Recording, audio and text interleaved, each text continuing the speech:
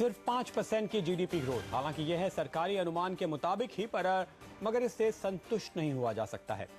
देश सरकार की गलत नीतियों और बदइंतजामी का खामियाजा उठा रहा है। महंगाई पहले की तरह ही बेलगाम है, रुपया लगातार कमजोर हो रहा है और आगे इससे भी महंगाई की आग को हवा ही मिलेगी। यानी आने वाले दिनों के लिए अच्छे संकेत नहीं है। महंगाई बढ़ी तो कर्ज सस्ता नहीं होगा। वित्तीय घाटा इस साल कुछ घटा है, मगर अब भी ये खतरे के निशान से ऊपर है। कुछ यही है करंट अकाउंट घाटे का हाल भी। यानी ग्रोथ की राह में ये ऐसा दुष्चक्र है जिसे तोड़ना बहुत जरूरी है। मगर कैसे ग्रोथ को रफ्तार दी जा सकती है।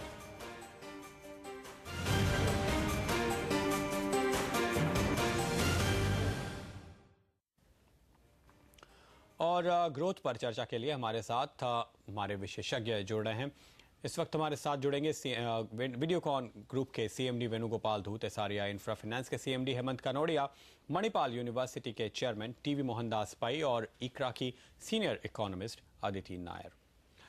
इस चर्चा की शुरुआत करते हैं अदिति के साथ। अदिति, ये बताइए कि 5% की ग्रोथ आई है पिछले साल के लिए। इस साल का अनुमान है तकरीबन 5.5 पौने 6 के आसपास, और अगर आप 11-12 भी देखें यानी एक साल पहले का वो आंकड़ा करीब 6.25 के आसपास था। तो क्या ये कहना चाहिए कि 9% की बात जो हम करते थे 2005 से 2008 के बीच में, उसकी जगह अब हम 5 से 6% वाली इकोनॉमी बन चुके हैं? देखिए, कुछ हद तक जो पोटेंशियल ग्रोथ रेट है इकोनॉमी का, वो आरबीआई ने भी अपने रिसर्च में काफ़ी बार अब ये हाईलाइट किया है कि जो इंडियन इकोनॉमी का पोटेंशियल ग्रोथ रेट पहले हम 8% के ऊपर मानते थे, वो शायद जो सप्लाई साइड जो बॉटलनेक्स हैं और जो इंफ्रास्ट्रक्चरल इश्यूज हैं उसकी वजह से शायद 7.5% के आसपास ही रह गया है। तो उसके कंपैरिजन में अगर हम अपना ग्रोथ का ट्रेजेक्ट्री देखें तो डेफिनेटली इस साल ग्रोथ काफ़ी डिसअपॉइंटिंग थी 5% पे, और 2013-14 में भी हम एक माइल्ड रिवाइवल की एक्सपेक्टेशन लगा रहे हैं अभी 5.8 से 6% तक की ग्रोथ। तो पोटेंशियल ग्रोथ रेट से डेफिनेटली ये कम ही है। अदिति, चूंकि पोटेंशियल ग्रोथ रेट ये तो इकोनॉमिक्स का एक टर्म है, होता क्या है, आप दरअसल ये कह रही हैं कि 9% तो भूल जाइए, 7-7.5 हो सकता है, लेकिन जो हो रहा है वो 5 है। तो ये जो होना चाहिए और जो हो रहा है, इसके बीच का फासला क्यों है? इसके बीच का फासला अभी है काफ़ी 2-3 जो मेजर फैक्टर्स हैं। एक तो हम काफ़ी बार आपसे भी चर्चा कर चुके हैं, जो इन्वेस्टमेंट ग्रोथ है इकोनॉमी में वो अभी बहुत ही स्लगिश है। अगर हम क्वार्टरली ट्रेंड्स देखें तो Q4 और Q3 के जो ट्रेंड्स हैं 2012-13 के, उनकी तरफ अगर हम नज़र डालें तो इन्वेस्टमेंट एक्टिविटी जो है ग्रॉस फिक्स्ड कैपिटल फॉर्मेशन, उसमें हमने देखा है कि एक स्लो डाउन आया है। जो पहले भी कम लेवल से और एक कमी देखी गई है इन्वेस्टमेंट एक्टिविटी में, और इसके काफ़ी कारण हैं जो काफ़ी हम चर्चा कर चुके हैं उनके बारे में। अभी जो रेगुलेटरी इश्यूज चल रही हैं, एनवायरमेंटल क्लियरेंसेस के लेकर जो इश्यूज चल रही हैं, की इनपुट्स जो इकोनॉमी में चाहिए होते हैं, सबसे बड़ा इनपुट ऑफ कोर्स पावर, जिसकी भी काफ़ी स्टेट्स में काफ़ी बुरी सिचुएशन है अभी।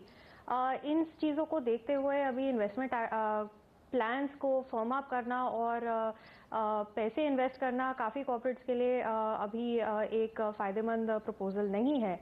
साथ ही साथ जो कॉर्पोरेट सेक्टर है अभी, उसमें काफ़ी सेक्टर्स में जो लेवरेज लेवल्स हैं वो काफ़ी बढ़े हुए हैं कुछ ग्रुप्स के, और इंटरेस्ट रेट्स जो है उनमें ज़्यादा राहत नहीं आई है।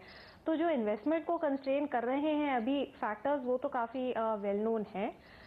इनके समाधान हैं, लेकिन उनको लाने में अभी टाइम लग रहा है, और इस वजह से जो इन्वेस्टमेंट एक्टिविटी है वो काफ़ी धीमी चल रही है पिछले काफ़ी क्वार्टर से। पई साहब, ये बताइए कि पिछले करीब अगस्त सितंबर से, जब से पी चिदम्बरम वित्त मंत्री बने हैं, उन्होंने काफ़ी कोशिशें की हैं, काफ़ी कदम उठाए हैं, और दरअसल काफ़ी जो अनपॉपुलर रिफॉर्म्स हम कह सकते हैं, जिस तरह से हमने देखा पेट्रोल डीजल के दाम बढ़ाए गए, फर्टिलाइज़र के दाम बढ़ाए गए, और स्टेट्स को भी काफ़ी पुश करके बिजली के दाम बढ़ाए गए। इतने कठोर कदम उठाए, लेकिन इन सब का इकोनॉमी की सेहत पर कोई असर नहीं पड़ा, या उनकी प्रायोरिटी गलत हो गई? जो अनपॉपुलर चीज़ें थी उन्होंने कर ली, और जो इंडस्ट्री को दरअसल पुश करने के लिए चाहिए था वो काम कर ही नहीं पाए। मैं समझता हूं कि वित्त मंत्री ने जो किया है, जो अनपॉपुलर था, वो बहुत अच्छी है, और वित्त मंत्री को हम बधाई देना चाहिए क्योंकि उन्होंने एक बहुत अच्छा काम किया है। प्लान एक्सपेंडिचर 1 लाख करोड़ का कट किया, फिस्कल डेफिसिट अभी 4.9% हो गया। ये सब अच्छी स्टेप्स है, लेकिन अभी इंडस्ट्री और वित्त मंत्री के बीच में ट्रस्ट डेफिसिट अभी तक कम नहीं हुआ है। मैं 2-3 उदाहरण देता हूं। देखिए, इनकम टैक्स में पिछले साल 75,000 करोड़ का ट्रांसफर प्राइसिंग डिमांड की है। हर बड़े कंपनी को इनकम टैक्स ऑफिसर्स ने एक बड़ा डिमांड किया है, क्योंकि उनका टैक्स कलेक्शन टारगेट बढ़ गया है। वो टैक्स कलेक्शन करने के लिए इकोनॉमिक ग्रोथ नहीं है, तो भी वित्त मंत्री ने उनको फोर्स करके टैक्स कलेक्ट करने के लिए बोला है, इसलिए वो डिमांड करते हैं। अभी करीब 2 लाख करोड़ का कोई डिमांड है आउटस्टैंडिंग इंडस्ट्री पर, अपील प्रोसेस हो रहा है, सब कुछ हो रहा है, तो वो ट्रस्ट डेफिसिट जो है वो नीचे कम होना था, वो अभी भी ज्यादा है। दूसरी बात है रेगुलेटरी पैरालिसिस। अभी वो टेलीकॉम इंडस्ट्री का सर्वनाश कर दिया है रेगुलेटरी पॉलिसी से। रोड इंडस्ट्री पर कुछ दम नहीं है, क्योंकि जो रोड कंपनी है वो उनके पास कैपिटल नहीं है। और पावर में जो आदित्य ने कहा था, अभी पावर में कोल नहीं है, कोल इंडिया को पावर देना है, वो कोल नहीं है। रेगुलेटरी क्लैरिटी नहीं है। अगर सरकार ने यह कहा कि लैंड एक्विजिशन बिल हम नहीं डालेंगे 2 साल के लिए, लैंड एक्विजिशन हम ईज करेंगे, और सरकार ने यह भी कहा कि एनवायरमेंट क्लियरेंस हम ज्यादा जल्दी देंगे, हम आपको हरास नहीं करेंगे। अगर सरकार ने अप्रूवल जो कुछ एनवायरमेंट पॉलिसी सब अप्रूवल कर दिया, और ये टैक्स का प्रॉब्लम जो है वो सेटल कर दिया, और इंडस्ट्री के साथ और भी डायलॉग किया, तो ट्रस्ट कुछ ज्यादा होगा। उसके बाद में लोग इन्वेस्ट कर सकते, क्योंकि कंपनी के पास जिसके पास पैसा है वो इन्वेस्ट नहीं कर रहे, देश के बाहर कर रहे। और आखिरी बात ये भी है कि जो एमएनसी लोग हैं उनको इंडिया में इन्वेस्ट करने का कॉन्फिडेंस अभी तक नहीं है। वित्त मंत्री बाहर जाकर आ गए, उन्होंने कहा कि अभी तो कॉन्फिडेंस, लेकिन उनसे बात कीजिए वो अंदर नहीं आ रहे। धूत साहब, ट्रस्ट डेफिसिट कह रहे हैं, यानी इंडस्ट्रियलिस्ट के पास अगर पैसा है और वो निवेश करना भी चाहते हैं तो उन्हें सरकार की नीतियों पे भरोसा नहीं है, या दूसरी तरफ जैसे कि पई साहब ये कह रहे हैं कि दरअसल जो अथॉरिटीज़ हैं वो हैरेस कर रहे हैं, खासतौर पे आईटी डिपार्टमेंट अपने टारगेट पूरे करने के लिए, तो लोगों को और भी भरोसा नहीं है, तो इंतजार कर रहे हैं कि सरकार बदले, फिर निवेश करें, फिर इकोनॉमी में तेजी आएगी। नहीं, मैं ऐसे नहीं मानता हूँ। सरकार पूरी कोशिश कर रही है। अब अपन क्या कर सकते हैं जब फिस्कल डिफिसिट ही कंट्रोल में नहीं आ रहा? सर वो तो आ गया, अकाउंट डिफिसिट बढ़ते ही जा रहा है, लोग इंपोर्ट करते जा रहे, कहाँ पर नहीं आया है। दूसरा जो नंबर आया है 4.9% का, अगर आप पई साहब को या अदिति जो इकोनॉमिस्ट बैठी है यहाँ पे, उनको आप ये कहते कि ये टारगेट अचीव हो जाएगा 6 महीने पहले, तो ये आपके साथ शर्त लगा लेते कि नहीं होगा। इसका तो श्रेय देना पड़ेगा चिदम्बरम साहब को कि उन्होंने जिस तरीके से घाटा काट किया है वो एक क्वार्टर में आया है, आगे भी आना है। अभी अपन 13 खत्म हो चुका है, 14 में जाना है। 14 में भी फिस्कल डिफिसिट कंट्रोल करना बहुत जरूरी है, क्योंकि इस बार देखिए सरकार को बहुत खर्चा करना पड़ेगा। इलेक्शन ईयर है, money will have to go to the people who are living at the bottom of pyramid, और उनके पास जब पैसा जाएगा तो ये फिस्कल डिफिसिट आने वाला है। तभी आपने बताया कि एसएमपी वगैरह वो भी लोग सोच रहे हैं कि रिफॉर्म अब नहीं आएंगे, अभी आपने न्यूज बताई है। तो इस प्रकार से फिस्कल डिफिसिट भी घटना मुश्किल हो जाएगा। और करंट अकाउंट डिफिसिट तो क्या बात है, 5% के ऊपर जा रहा है। इतना इंपोर्ट हो रहा है, सब जगह इंपोर्ट एक्सपोर्ट की तो बात ही नहीं हो रही है। इसके बाद ये सब छोड़ो, प्राइस कंट्रोल में लानी है। इन्फ्लेशन बिल्कुल कोई हालत में कंट्रोल नहीं आ रहा है, फिर रिजर्व बैंक उनकी चाल चला रहा है, इंटरेस्ट रेट बढ़ा के। तो इस प्रकार से ये सब देखते हुए फाइनेंस मिनिस्टर तो भी क्या कर सकता है? सरकार पे सबका विश्वास है। आपने दूसरी बात बताई इनकम टैक्स डिपार्टमेंट वगैरह, उनकी इसमें मैं तय नहीं करता हूँ कि इनकम टैक्स डिपार्टमेंट ने कुछ प्रॉब्लम किया है। जो सरकार की पॉलिसी वो निभा रहे हैं, तो वो भी कोई प्रॉब्लम नहीं। प्रॉब्लम ये है, आप देखिए इमर्जिंग मार्केट में आप कहीं भी जाइए, उनके साथ कंपैरिजन कीजिए। इमर्जिंग मार्केट में हमारे जिनके साथ भी कंपैरिजन करेंगे, हमारी ग्रोथ रेट अच्छी है। इमर्जिंग मार्केट एक टाइम था जिस समय ग्रोथ रेट बहुत ज्यादा जा रही थी, उस समय हम भी आगे थे। अब ग्रोथ रेट सब जगह कम हो चुकी है, तो ये ज्यादा ग्रोथ रेट एक्सपेक्ट करना भी थोड़ा मुश्किल ही काम है। धीरे धीरे जैसे जैसे इकोनॉमी सुधरेगी वैसे वैसे ही होगा। प्राइम मिनिस्टर की बड़ी इच्छा थी कि ये साल 10% ग्रोथ करे। 4 साल पहले ओबामा साहब जब इधर आए थे तो प्राइम मिनिस्टर ने बताया था कि हमारी 10% ग्रोथ होगी 2014 तक, और वो होने की तैयारी में प्राइम मिनिस्टर ने काम भी किया था। पर ये एक्सटर्नल सर्कमस्टेंसेस जिसे कहते हैं कि ग्लोबल मंदी आ गई बीच में, और हमारे यहाँ भी कुछ जो जैसे काम होना चाहिए था वैसे काम नहीं हो पाया, और उसके कारण ये ग्रोथ कम आ रही है। पर आप खाली 1 साल का मत देखिए, आप 15, 16, 17, 18 देखिए कि इस देश में ही कंजम्पशन होने वाला है, और जिस देश में कंजम्पशन होता है उसमें डिमांड बढ़ती, साथ में सप्लाई भी बढ़ता है, तो ग्रोथ ये बढ़ेगी। दूध साहब, एग्रीकल्चर की ग्रोथ, बिल्कुल आपके आगे के जो अनुमान है उस पर हम लौट कर आएंगे और आपकी राय लेंगे, लेकिन जो आपने मुद्दा उठाया है कि अंतर्राष्ट्रीय स्तर पे मंदी है, दुनिया भर में मंदी है, उसका असर देखने को मिल रहा है। कनोडिया साहब हमारे साथ मौजूद हैं जो कि इंफ्रास्ट्रक्चर सेक्टर की पूरी फंडिंग और प्रोजेक्ट्स पर ही नजर रखते हैं, और ये वो सेक्टर है जिसका दुनिया की इकोनॉमी से कोई खास लेना देना होता नहीं है। आप क्या राय देंगे कनोडिया साहब कि संकट आया अमेरिका में, वहां की इकोनॉमी तो अब रिवाइव होने लगी और हमारी इकोनॉमी बॉटम पे है और अपनी ग्रोथ रेट कम होती जा रही? ऐसा है कि 2008 में जो ग्लोबल फाइनेंशियल क्राइसिस के बाद जिस तरह से अपने देश में जो भी स्टेप्स लिए गए थे, वो एक रेजिलियंस के कारण से बहुत ही जल्दी इकोनॉमी अपने ट्रैक पर आना शुरू कर दी। अनफॉर्चुनेटली लास्ट 2 साल जो हो रहा है, जहाँ पर काफ़ी रेगुलेटरी इश्यूज को सॉर्ट आउट करना है, सिंप्लीफाई करना है, वो हो नहीं पा रहा। और अनफॉर्चुनेटली एक स्कैम के बाद दूसरा स्कैम आते था। तो अब क्या हो गया है कि एक जो कॉन्फिडेंस है लोग का बहुत कम हो गया है। और आप देखिए जो भी हम लोग इंफ्रास्ट्रक्चर सेक्टर में देख रहे हैं, पावर में आज प्रॉब्लम चली रही है, पावर में फ्यूल का जो प्रॉब्लम है, कोयला का लेकर या गैस लेकर, दोनों में से कोई भी प्रॉब्लम अभी तक सॉर्ट आउट नहीं हुई। डिस्कॉम को इलेक्ट्रिसिटी सप्लाई किया जाएगा, तो डिस्कॉम जो इलेक्ट्रिसिटी लेंगी उनकी 2 लाख करोड़ की लॉसेस है। अब उसके लिए कोई भी स्टेप्स नहीं लिया गया है। तो इसी के कारण से यदि आप उनको कहना पावर बनाकर सप्लाई कर भी दिए तो पावर सप्लाई के लिए पैसा नहीं दे पाएंगे। रोड्स में भी इसी तरह से इश्यूज चल रहे हैं। रोड्स में इश्यूज कम है, उसमें बेसिकली इश्यूज अभी जो एग्रेसिव कुछ बिल्डिंग वगैरह हो गई थी उसके कारण से लोग। तो कनोडिया साहब, आप जितनी दिक्कतें बता रहे हैं उसको एक अगर हम सम अप करके देखें तो आप कह रहे हैं कि ये सारी दिक्कतें ऐसी हैं जो कि देश की सरकार, देश के रेगुलेटर बैठकर सॉल्व कर सकते हैं। उसके लिए अमेरिका में मंदी आ गई है तो उसकी चिंता करने की जरूरत नहीं है। अपने खुद के मुद्दे हैं ये जिनको सुलझाया जा सकता है लोकल लेवल पर, और वो शायद नहीं हो पा रहा है। विजिबिलिटी नहीं है, अंदाजा नहीं है लोगों को कि कल क्या होगा, कल कौन सी पॉलिसी होगी, कौन सी स्कीम होगी, क्या माल हम बना पाएंगे या बेच पाएंगे और कहां बेच पाएंगे। तो ये दिक्कतें अगर वाकई में हमारे सामने हैं तो फिर आगे का रास्ता कैसा होगा ये जानेंगे, लेकिन एक ब्रेक के बाद।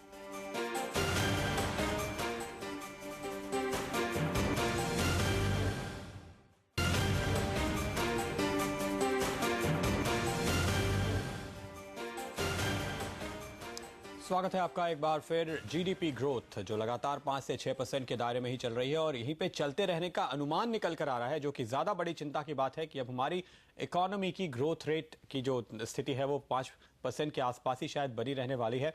तो इतनी जो हमने बातचीत की, भाई साहब, अभी तक सारे ही लोग और आप भी ये मान रहे हैं कि जो दिक्कत है वो ये कि क्लैरिटी नहीं है। तो एज अ बिजनेसमैन आप इतनी बड़ी कंपनी के साथ जुड़े रहे हैं, टॉप मैनेजमेंट में, आपने स्ट्रैटेजीज बनाई होंगी। किसी बिजनेसमैन के लिए क्या आज ये मुमकिन है कि वो ये तय कर पाए कि अगले 5 साल का एक्सपेंशन प्लान उनका कैसा होगा?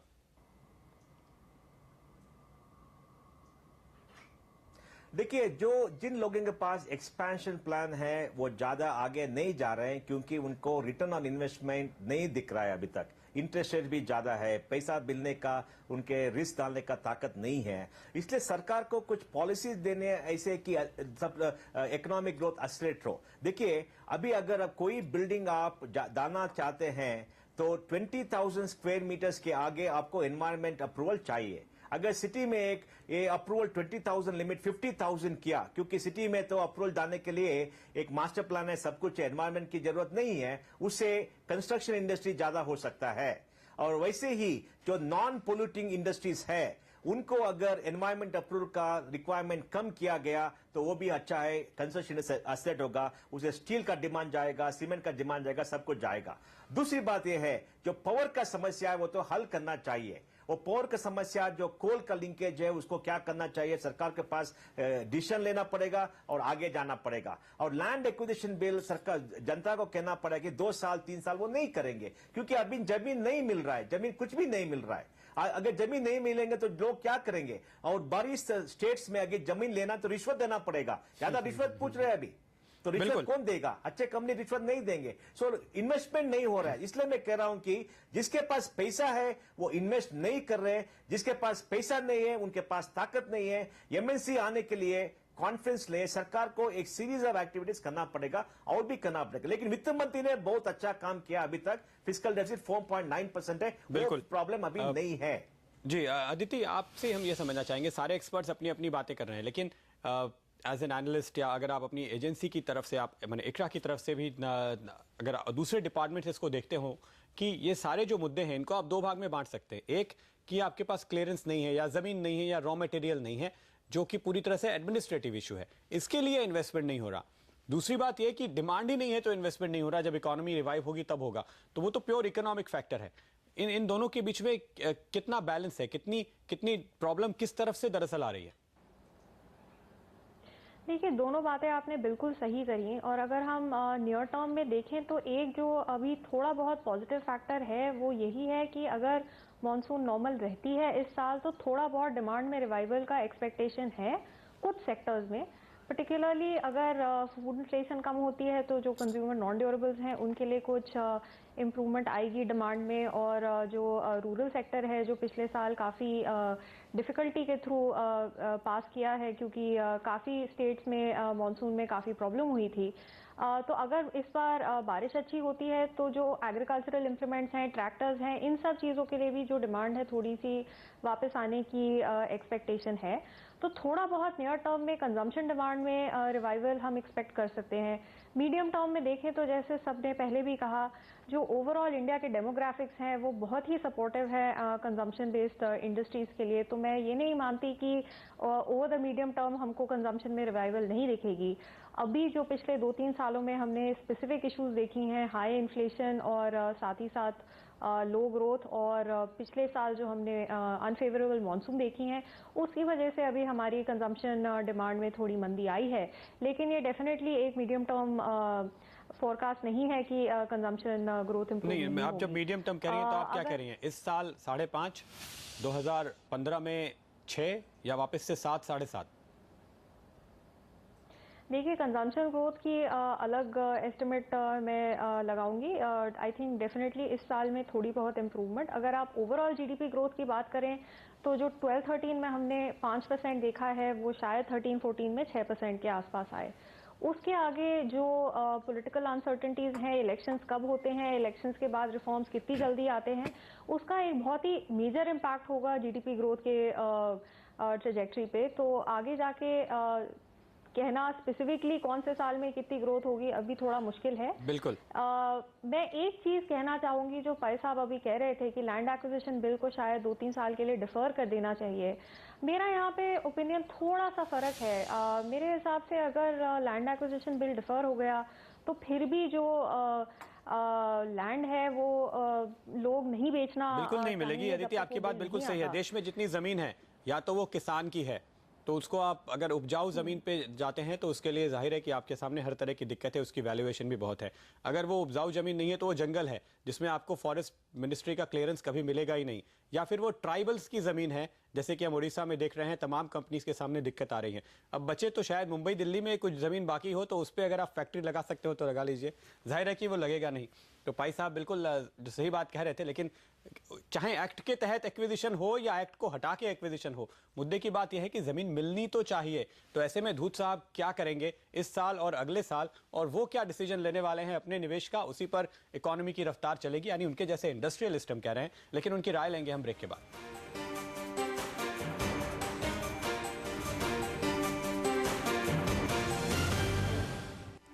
स्वागत है आपका एक बार फिर हमारी इस खास चर्चा में। हमारे सारे एक्सपर्ट्स बने हुए हैं और हम ये सवाल का जवाब ढूंढ रहे हैं कि हम जो 5.1 इकोनॉमी बन चुके हैं उससे कब तक उबर पाएंगे।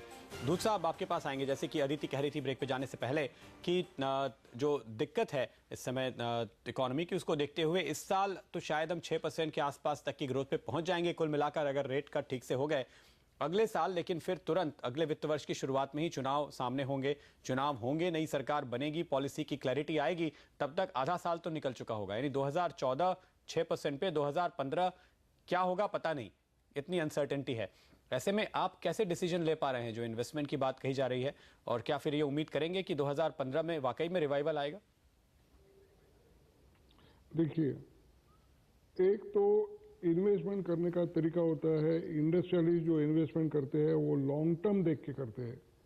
और लॉन्ग टर्म में तो इस देश में ग्रोथ है, मैंने पहले ही बता दिया कि यहाँ कंजम्पशन है और जहाँ कंजम्पशन होते हैं वहाँ डिमांड सप्लाई मैच होके वहाँ पे ग्रोथ होती रहती है। खाली अगले साल का अगर 6% की ग्रोथ की बात होती है तो वो भी थोड़ा एग्रेसिव माना जाएगा। अगले साल की ग्रोथ इतनी ज़्यादा नहीं हो सकती और ये साल थोड़ा कम ही ग्रोथ हो गया ऐसा समझ के ही इंडस्ट्रियलिस्ट अपने अपने प्लानिंग कर रहे हैं। आप समझ रहे हो कि डॉक्टर मनमोहन सिंह, चिदम्बरम, इनको ये सब बातें पता नहीं है, इनको सब बातें पता है।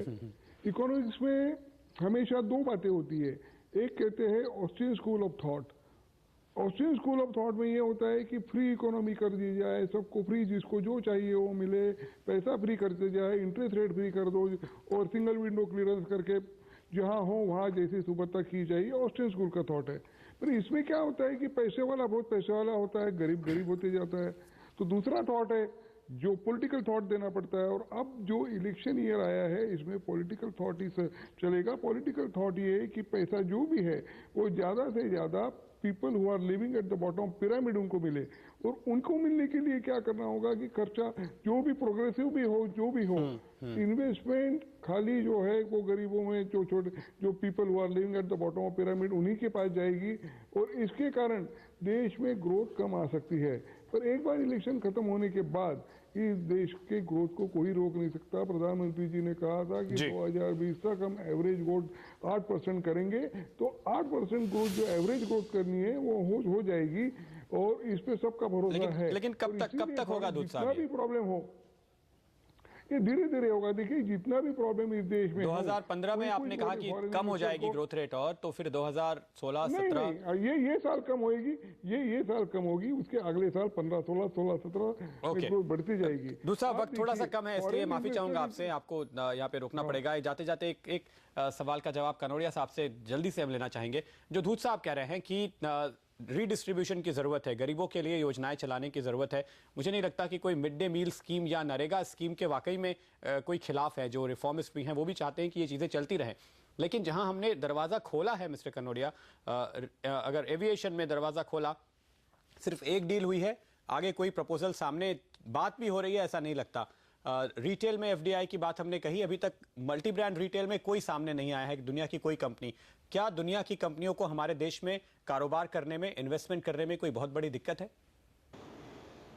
नहीं, अभी हमारे देश में जो हालत हो गई है उसमें बहुत डिफिकल्ट है काम करना। जो डोमेस्टिक इंडस्ट्रियलिस्ट हैं, बिजनेस पीपल हैं, उन्हीं को बहुत तकलीफ होती है। और जब तक एक इनेबलिंग एनवायरनमेंट नहीं क्रिएट किया जाए और जो गरीब लोग को कुछ भी दिया जाता है उसके लिए कोई भी उसको अपोज नहीं करते, लेकिन एक इनेबलिंग एनवायरनमेंट जब तक क्रिएट नहीं किया जाए, जब तक एक कॉन्फिडेंस लोग में नहीं आए कि यहाँ पर आने के बाद टैक्स लॉस चेंज कर दिए जाते हैं, यदि लैंड नहीं मिलेगा, एनवायरनमेंट क्लियरेंस के कारण से कोई प्रोजेक्ट स्टॉप हो जाती है, या कहीं पर भी कोई रेगुलेशंस हैं उसको बैकडेटेड रेट्रोस्पेक्टिव इफेक्ट से वो चेंज कर दिया जाए, तो उसमें एक वातावरण अभी जो हो गया है उसमें लोग का कॉन्फिडेंस बहुत कम हो गया। उसको अभी बिल्ड करने के लिए, एक इनेबलिंग एनवायरनमेंट करने के लिए बहुत ही वो जरूरत है। बिल्कुल, और लगता है कुल मिलाकर यही समझ में आ रहा है सारी एक्सपर्ट्स की बात सुनकर कि फिलहाल नया निवेश करने के पहले, चाहे वो देश के अपने अंदर के उद्योगपति हों या फिर विदेशी कंपनियां हों जिन्हें देश में पैसे लगाने हैं, और उनके पैसे लगने से, इन्वेस्टमेंट होने से ही रोजगार बढ़ेगा और जीडीपी की ग्रोथ बढ़ेगी, वो अभी इंतजार करेंगे नई सरकार के बनने का और उसके बाद ही कोई फैसला लिया जाएगा। तो कम से कम अगले 2 साल, इस साल और अगले साल भी हम 6%, 5 से 6% के आसपास की ही इकोनॉमी बने रहेंगे, ऐसा दिखाई देता है। फिलहाल उम्मीद करनी चाहिए कि शायद हकीकत कुछ बेहतर हो, शायद कुछ बेहतर नतीजे निकल कर आए। लेकिन बहुत बहुत शुक्रिया आप सभी मेहमानों का इस चर्चा में शामिल होने के लिए। मुझे भी दीजिए इजाजत, नमस्कार।